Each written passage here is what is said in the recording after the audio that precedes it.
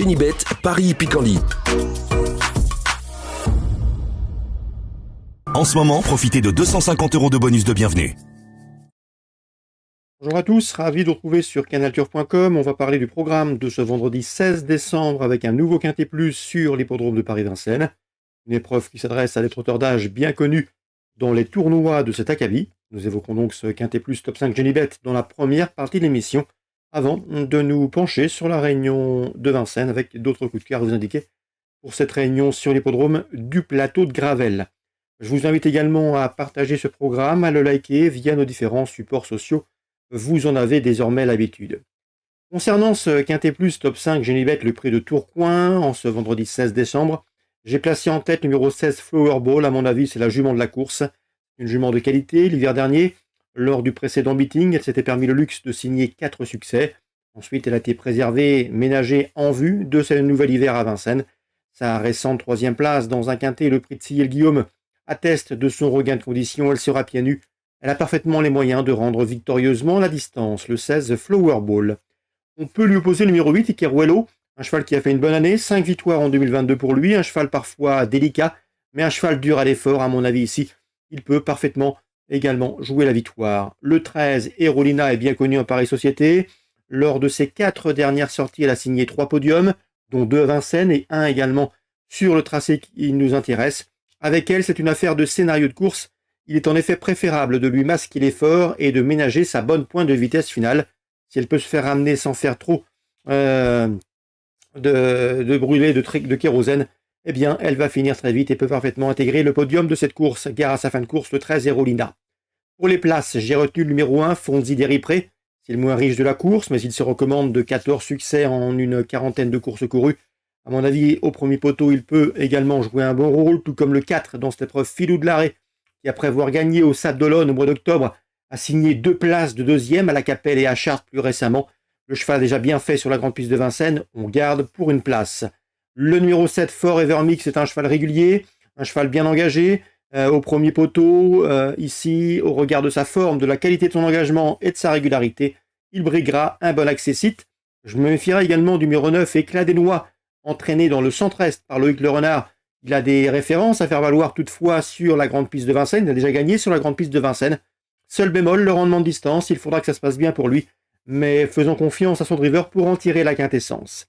Le numéro 14, Fraguenardello, n'est pas le plus régulier de la course, mais il a eu un comportement honorable dernièrement, en début de mois, dans la finale du GNT, où il s'est classé 8e, courageux.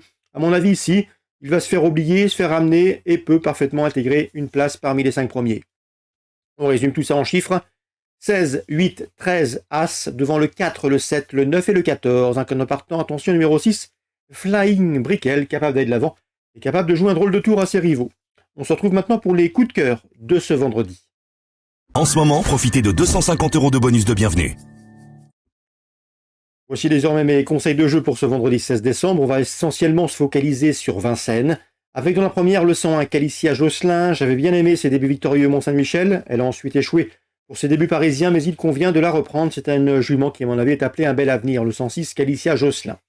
Dans la deuxième, la suivante, on peut se méfier du 210 Inola Loisel. Souvenez-vous, je vous l'avais fortement recommandé dernièrement à Chartres, puisque nous avions discuté avec son entraîneur Danny Breuer, qui entraîne à Volvega, en Hollande, et qui effectue un long déplacement avec cette pouliche. Elle avait gagné plaisamment, facilement à Graigne pour sa prestation trop montée.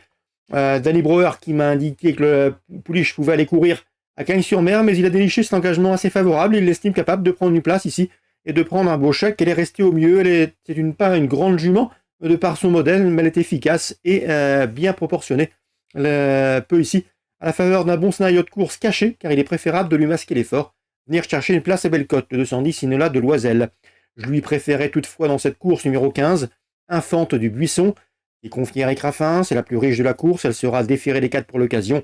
Bref, elle présente pas mal d'atouts. Numéro 9, Irene Flash, sera également déférée des 4. Elle a couru une fois déférée des 4 pieds. Résultat, une facile victoire. C'était sur l'hippodrome de Nantes. Donc, dans la deuxième, je vous recommande le 15 et le 9 pour les premières places. Et on se fera pour un couplet du numéro 10, Inola de Loisel. Dans la quatrième, j'ai pu m'entretenir avec Bruno Valaquer. Il présente le 7, Jody d'Albret, qui d'après lui peut se placer dans ce lot. Donc une place possible avec le 407. Je lui préférais toutefois le 406 dans cette épreuve.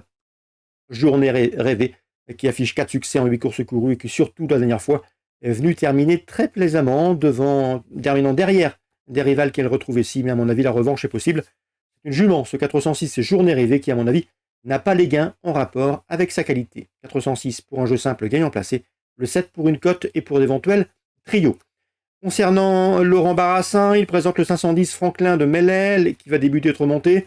Les essais à la maison étaient concluants. On espère ici un bon résultat, pourquoi pas une place sur le podium pour ses débuts sous la selle. Le 510 Franklin de Mellel. Je lui préférerais toutefois le 9 Edelweiss Polka et le numéro 5 Etna du Lupin. Ces deux-là se connaissent bien, non seulement parce qu'ils sont entraînés par le même homme, Damien Bonne, et non seulement également car ils viennent de former le couplet gagnant d'une épreuve de même facture disputée le mois dernier sur le tracé proposé. Donc le 509, le 505 pour une confirmation, le 10 pour la surprise. Je termine ce programme avec la 6e, le 614 Indien de Fontaine s'est montré fautif dernièrement au Wamokanchi. Le cheval avait des ressources mais il s'est précipité dans le tournant.